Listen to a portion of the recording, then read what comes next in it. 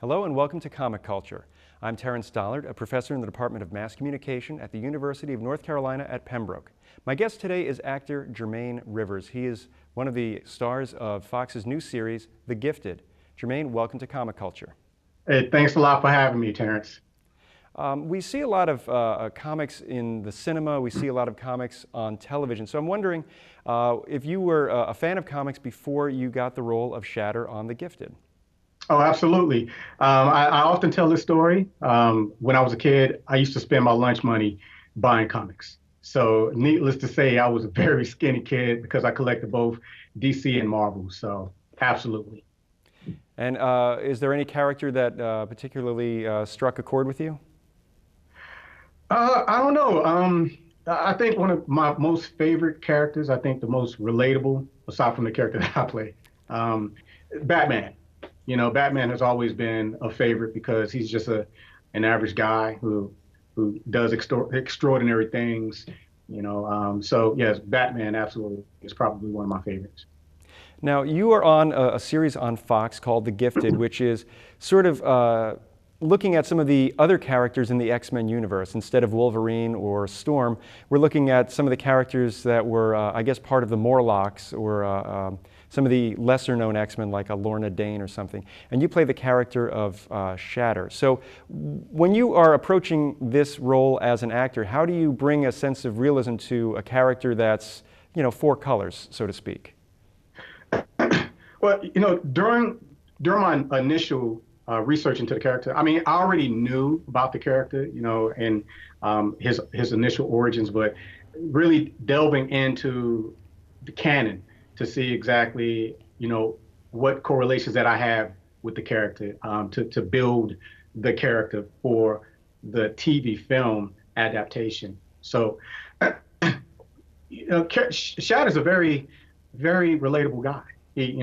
During his mutation, he had a very drastic mutation, which resulted in him trying to commit suicide because his outwardly appearance, unlike the Lorna Danes or the Thunderbirds, who look human, he does not. He has this diamond hard skin. His skin is like a blue-black glass tint.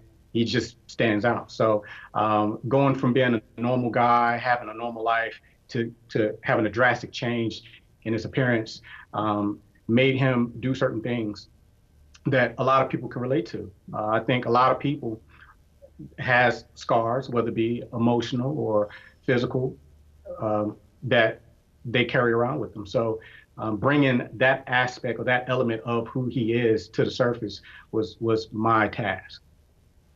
It's interesting, too, because the X-Men has always been Marvel's allegory for prejudice, whether it's race relations, whether it is issues involving the Holocaust. Magneto, of course, was a concentration camp survivor. Or if we're even looking at the issue of teen suicide, a lot of teens go through hormonal changes, and that's about the time when Shatter is going through his change. So we see a physical manifestation, I guess, of puberty. And it's an interesting approach to storytelling, and now you get to bring that to life on the screen. The thing that I focused on was relationships, because that's a powerful aspect of just interpersonal reactions or relations across the board. It's relationships. Who he was before, what he had before his mutation, and how that affected him moving forward, whether it was with his parents or his loved ones or girlfriends, whatever.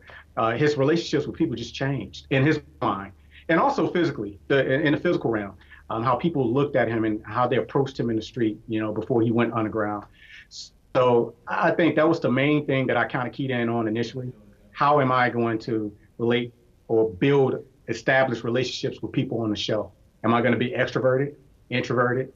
Because I think that would speak volumes. Talking to the allegorical point of how society is so really hyper-focused on appearances. That's true, and it's when I was looking at the program, it was on just the other night, and I saw you in one of the scenes, and I must say that the makeup is extraordinary, and this is something where if you look back in the 1970s when we first started to see the Marvel heroes on television, Right. Lou Ferrigno just had some spray paint on him, you know? And it looks like you're spending, it's got to be at least an hour or two in the makeup chair getting that look. So, you know, when you're doing something like that, how long are you spending in the makeup chair, and how does that help you kind of inhabit that space of Shatter? 2 hours in the chair, roughly around 2 hours in the chair.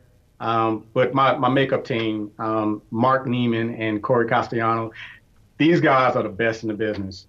So, you know, I do have enough time to sit in the chair and mentally focus on the task for the day. But I already come to set prepared, you know, because, you know, you look at the scripts, you see where you fit into the overall scheme, and you just make the strongest choices and try to bring the element of truth into the character and just be truthful as possible, frame for frame, beat for beat. And is this a departure? I know that you've been in other productions that don't involve this much time in the makeup chair. So is this a step that brings you more into the character, or is this something that separates you a little bit more from yourself when you're, you know, performing in the scenes? Yeah, you know, it's funny that you say that because, you know, walking around human 24/7. Right. And then you get into a space, you go into a makeup trailer, and no one sees you before you start filming for the day. So it took a while for the cast and the crew to actually know what I look like because I would have like 5 o'clock call times and everybody else will be coming in around like 9:30, 10. So I'm already there. I'm in Shatter makeup hours before they get there. So initially, they were a little kind of like, whoa, you know, when they'll look at me. It's just a normal human response. Like, you see this guy, he's in full makeup. There's no real human connection because they didn't see the person walking in. So that gave me a lot to draw from in terms of really drawing into myself as Shatter, being really introverted back into myself, being a part of a group dynamic, the Mutant Underground, but still being separated, if that makes any sense. Because everybody else is kind of walking around looking normal. They could pass for human, except for me. So it was a very humbling experience because even then, even in film and TV, there was a distinction of, man, I feel like I'm not really a part, but everybody was awesome. But it's still that hum of self-awareness, like I'm different. Now, it's interesting, too, because in this series, you're part of an organization, or not an organization, you're part of a group of mutants who are they're hiding from the government, who wants to hunt them down, neutralize them, I guess would be a polite way to put it. Right. So you're playing a group of outcasts who have to sort of come together. It's not a natural family dynamic. So when you're working with your fellow castmates, is this, you know, it's easy to sit down at lunch and talk to somebody, but how do you translate that awkwardness onto the show and kind of show the audience that these are people who are forced to work together regardless of whether or not they know each other? Yeah, it's just being honest to the content and really knowing what my objective is. What is Shatter's objective? You know, scene for scene, wherever the storyline is taking us. But that feeling of, I won't call it alienation because the whole cast is amazing. You know, Stephen Moya, Amy Acker, Sean Till, Emma Dumont, who plays Polaris. We're all buds. Everybody, we have a familiar bond, but it's just something about, you know, just part of the characterization process, developing the character. Once you put that makeup on, I'm Shatter. And every insecurity that Shatter has, I own it. Every strength that he has, I own it. And I want to reflect that. I want that to be apparent on screen because there's somebody out there that's going to be watching like, I can relate to Shatter. I can definitely relate to Shatter. When you look at a show like The Gifted, it's really about the people. It's not so much about the powers. Right. And it's an interesting ensemble cast because you've got multiple storylines that are going on and you have the different family dynamics. And then within those family dynamics, you have the overall, I guess, would they be the Morlocks? Would that be the group's name? I know that is in the comics. Well, they haven't officially thrown out the name. It's just been kind of known just by the different characters that's in that dynamic, like Trader, Dreamer, and myself. But you know, within the subgroup of the Mutant Underground, we don't have an official name. It's just we're just an eclectic group that's coming together for a sole singular purpose of helping to find persecuted mutants, getting them to safe havens, including them in a world where they're accepted. And you know, when you talked about creating the character and reading the material that's given to you by the screenwriters, the producers, your love of comics, did that ever come to sort of, well, wait a minute, in the comic, issue 14 of this happened, and you shouldn't have this in it? So was the fandom ever at odds with the craft? Fandom externally from the fans' input, or no, your personal input. Actually, you know, I knew they were introducing lesser known characters, and they had a little leeway to kind of, you know, mold and push them and inject certain elements from the films and like the Brotherhood. They'll throw out these words. Even the play in the trailer, the actual, not trailer, I'm sorry, the trailer episode where they use the ringtone from the animated series. So I think the execs with Marvel, they're present and they balance the scales. So that way it is familiar, but for example, the things that may become a issue in terms of production value or cost in regards to special effects, they find a place to reconcile those things and not stray away from canon, from what I see and what I know, to what makes sense and looks good and can be presented in a way that it never leaves the audience like scratching their head like, huh, what? Well, he doesn't do that or she doesn't do that. So I think they're taking a very clever and methodical approach to the show, and that's what I love about it. And it's interesting, like you say, the effects budget has to be, I guess, substantial. I know the era of what we do here at the university is we teach television production. We're able to get a hold of After Effects and Premiere and all these other types of programs. Right. And I know that that's brought the cost of special effects down, but I'm sure there's a lot of wire work and traditional stunt work. So when you're putting together an episode, I guess there has to be that balance between the action and the emotional side just to keep the budget in line. I'll never see those numbers, but I can only imagine. And I actually had a conversation recently with Matt Nix, the showrunner, and we were talking about how they were just running around the room, trying to figure out how to show my power, you know, to manifest my power in a way that it won't break the budget. Because with Shatter, he can crystallize liquids, you know, that in itself is interesting, but in the physical application, you know, how is that going to happen? When is it going to happen? Under what circumstances is going to happen? So I'm glad they're taking a more slow approach to it to get it right than to just throw something out. And, you know, being an actor and someone who has fallen in love with my character, I've done enough research to say, hey, look, oh, by the way, you know, he also has exhibited this aspect of his abilities in canon through the animated series. So if this costs too much, then this might be the middle ground. You know, it's kind of that collaborative effort. And I'm just so thankful that Matt Nix is the kind of guy who's very open to that kind of dialogue. Actually approached me. So just talking like after I think I wrapped the scene for the day. So everybody that's involved with this project wants to get it right. So fans are going to have something special. Acting in a standard drama is markedly different than having to act as if there are powers that are affecting you in such a way. And I always bring up the example of either William Shatner on Star Trek. You could say he maybe is acting over the top, but what would happen if you were under mind control from the, you know, the mind benders of Tassalon 7 or something?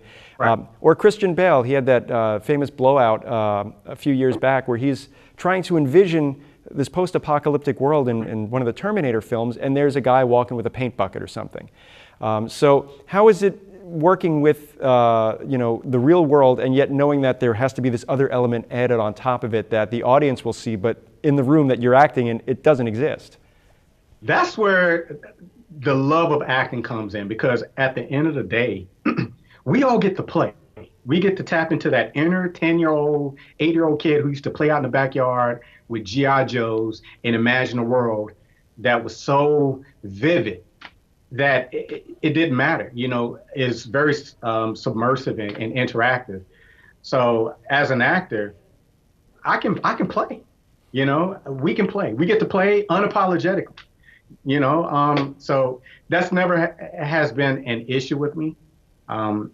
Anytime I have to do green screen work or things of that nature, we just get to play. And you were telling me beforehand that this series is shooting in the Atlanta area. So we all know about Hollywood, but we know that the film industry seems to be going into other places. There used to be a lot of film work done in Wilmington and North Carolina. So throughout your career, have you done the majority of your work on the West Coast or somewhere here in the South? Primarily in the South, in the Southeast region. With the tax credits, it just makes sense, for a lot of filmmakers to film in the Southeast, which is good for me because unless something is going on, and we've been talking like in other projects about flying out to LA to film, but primarily the bulk of my work have been here in the Southeast region. And it's not like the level of work is lesser simply because you're in a new location. It seems like everything is brand new and top flight. Right. If you look at all of a large majority of the Marvel films have been filmed here in Atlanta, from the Black Panther, Iron Man, I think Civil War, Captain America Civil War was filmed here. So we can get it done. I mean, the industry, the film industry in Georgia, I think it contributes to about $8 billion into the film industry that they, whether through films or television shows. So the market is very robust in the Southeast, particularly in Atlanta. A lot of stuff is filmed here. The one downside to Atlanta is that it's always hot, at least from May through right about now. Through February. I got my rag right here, so no lie. No. One of the things I was going to say was that when I was reading comics in high school, it was something you kind of kept hush-hush because you kind of get poked fun at a little bit. But now we see Hollywood films, or if it's not a Hollywood blockbuster that features a superhero, it's probably an off week. And we see a lot of, I think the entire CW is pretty much DC Comics at this point. Right. So as a fan, when you see that there's been this seismic shift in acceptance of the material, how does that make you feel? It makes me feel really good. Actually, it makes me feel great. And this is why. As a kid, reading comic books really expanded my brain. Scientifically, you look at the theories, they're very smart people who write comics. Hands down, they have a strong grasp on physics, on the whole spectrum of science. So it's twofold benefits.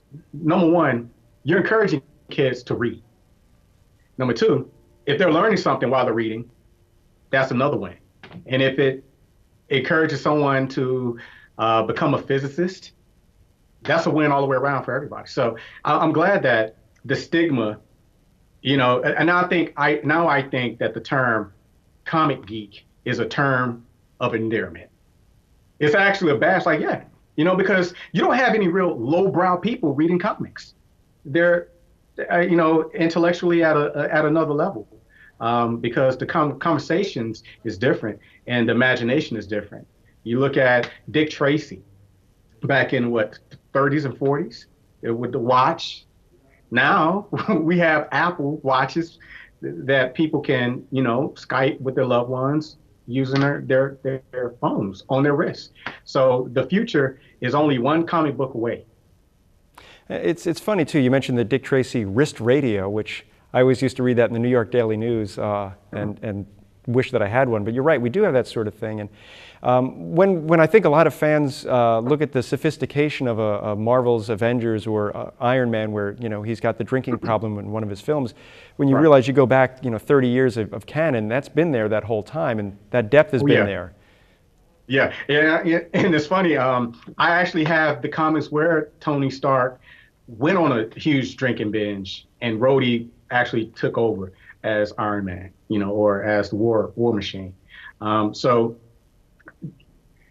Marvel, their algorithm is so spot on right now, and they have what I feel a real finger on the pulse of what's relevant in today's culture. That it makes it very palatable to any audience between the ages of 12 to 65, even older, because what Superman's been around since what, 34? Thereabouts, yeah. Yeah, so there's at least what, 4 or 5 generations of comic readers, and that's benefiting from those guys who dared to dream and to imagine a world that we're living in now. 75 years ago, they were thinking about that now, and we're here.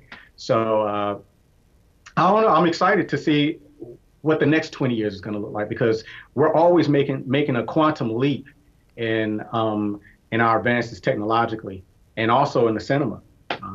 With films like Avatar, it took what James Cameron 20 years to even be prepared to make that movie. The technology had to catch up. So the next 20 years, I'm excited to see what DC and Marvel does on the film and film and television. Well, let's talk a little bit. I know that you're working on a Marvel property. I'm just going to ask a little bit about as someone who's working in the acting industry. Marvel seems to have a lighter tone in film and a darker tone on television, and they seem to have DC seems to have a lighter tone on television and a much darker tone, almost like a funeral, in their films. And I'm wondering, just as a casual observer, what your thoughts are. It's interesting that you said that, because I was just thinking about that a couple of days ago. You look at Dawn of Justice. It was almost gory what happened to Superman, and that's not what happens in canon. How he got impaled by, well, I won't even call him the character. Well, anyway, I'm not going to go there. But yeah, it's interesting how they walk a really light line in TV on the CW, very light. And I'm a fan of a lot of stuff, like The Flash. It's great. And then they go really dark on film. So, and vice versa with Marvel. So I don't know what that's about, but. It's interesting, though, because you can see the two different approaches, and I guess that's what you would see in fandom. You have that group of fans who are a big lovers of the late 80s Frank Miller, Alan Moore type work, and the folks who love the bright and cheery Superman of the early 1990s on the animated series or something like that. Right. So I guess there's no wrong approach to it, but at the same time, you kind of look at something like Man of Steel or Dawn of Justice, and you think they just didn't seem to capture it. But that's my opinion, and I love Superman, well, so. Right. And I think what they're doing, they're playing to this generation's sensibilities.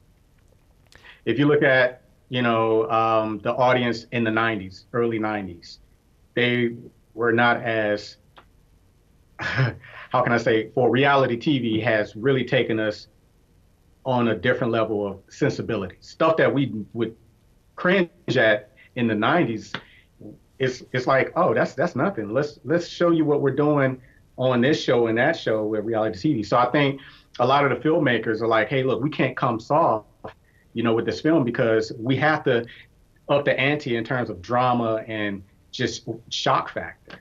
The Walking Dead.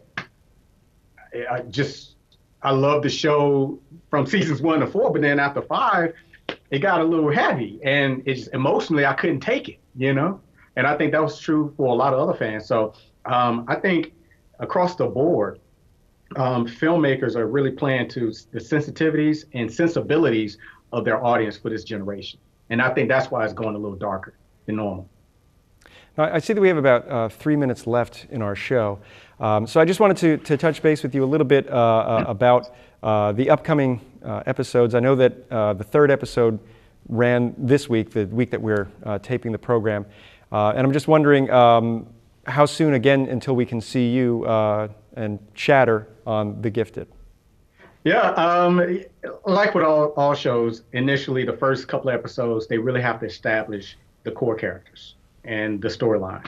But from episode 4 moving forward, Shatter is going to be a pretty prominent fixture on the show in terms of his involvement with the storyline. And this train ain't slowing down. It's only revving up and it's picking up steam. So I'm excited for everything leading up to episode 5 and beyond. I just wrapped episode 7 last week. So we're moving along at a really good pace. And it's interesting because Fox seems to have put a lot behind this series. You're on in a great time slot. And you've been getting a lot of promotions throughout the sports that are on, whether it's the NFL or the baseball playoffs that are coming up. So I'm just wondering, as you see more and more of these promos, you see if you're on mass transit, you'll see some of the cards up, that sort of thing. As an actor working on that series, when you're just sitting at home and you're watching the game and you see there's the show that you're on, how does that make you feel? It makes me feel good. I don't let it get to my head because I remember times in my career early on, that wasn't the case. It's just, you just take it as it comes and say, okay, well, I'm doing what I'm supposed to do and I'm doing something I love to do. I'm on the right glide path. So to really be true to that, to honor that and just live in the moment and just be grateful, just come at it with a sense of gratitude. So that's just my take on it. Yeah, and even as you move further on, this is just something that you'll always be able to look at and say, that there was a time when I was just reading the comics, and here I am, I'm in the comics, and then wherever your career goes from there, you'll always have that connection to the Marvel universe, and that's got to be really special. Oh yeah, it's amazing. I mean, I guess now the universe is paying me back for all of those missed lunches that I had, as a kid. So. It's a surreal moment, and I'm just thankful to be a part of this universe and be a part of the show. I mean, I get to work with great, talented people every day that show up every day willing to give 110%. So both cast and crew, everybody's amazing. So it's a blessing. Well, Jermaine, I see that we've run out of time. I do want to thank you so much for taking time out of your day to talk with us on Comic Culture. And I'd like to thank you at home for watching the show. We'll see you again soon.